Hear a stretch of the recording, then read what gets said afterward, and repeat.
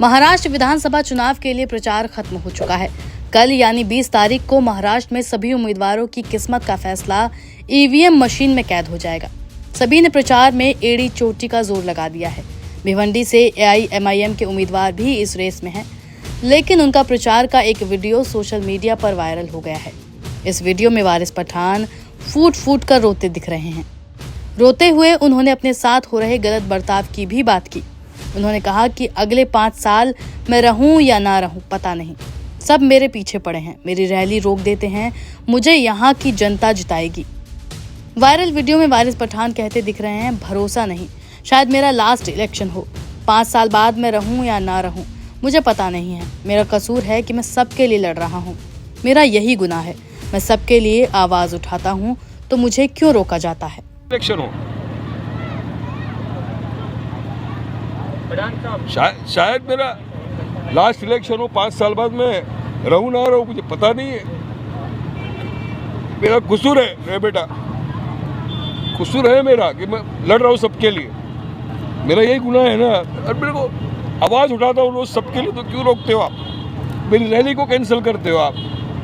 वारिस भाई हिम्मत मत मारो, हम लोग आपके साथ हैं। परेशान कर प्रशासन से परेशानी, सारे पॉलिटिकल नेता मेरे पीछे लग गए हाथ धोके के इसको रोको।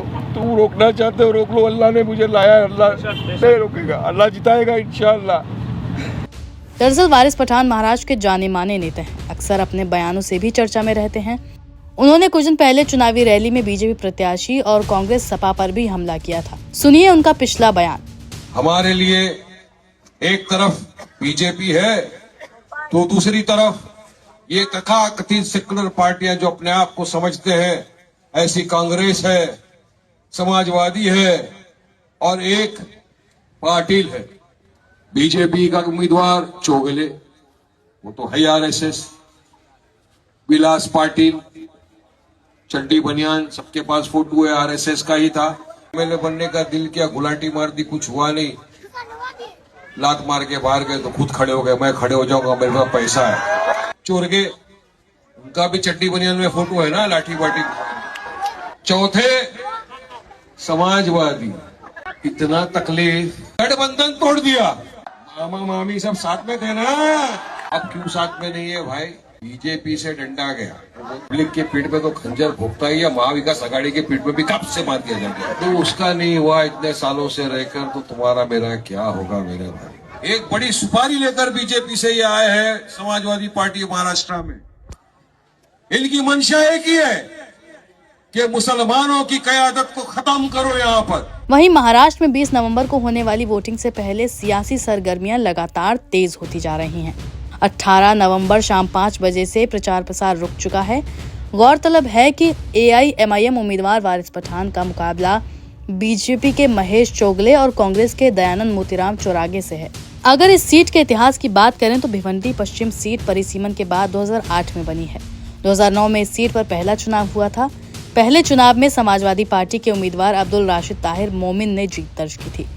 फिर इसके बाद 2014 और 2019 में बीजेपी के महेश चोगले इस सीट से विधायक रहे। इस बार चुनाव में भिवंडी पश्चिम सीट पर दिलचस्प मुकाबला होता नजर आ रहा है।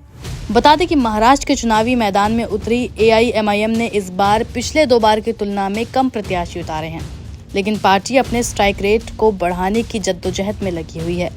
इस बार महाराष्ट्र AIMIM ने 16 सीटों पर अपने उम्मीदवार उतारे हैं, जिसमें 4 दलित और 12 मुस्लिम उम्मीदवार हैं।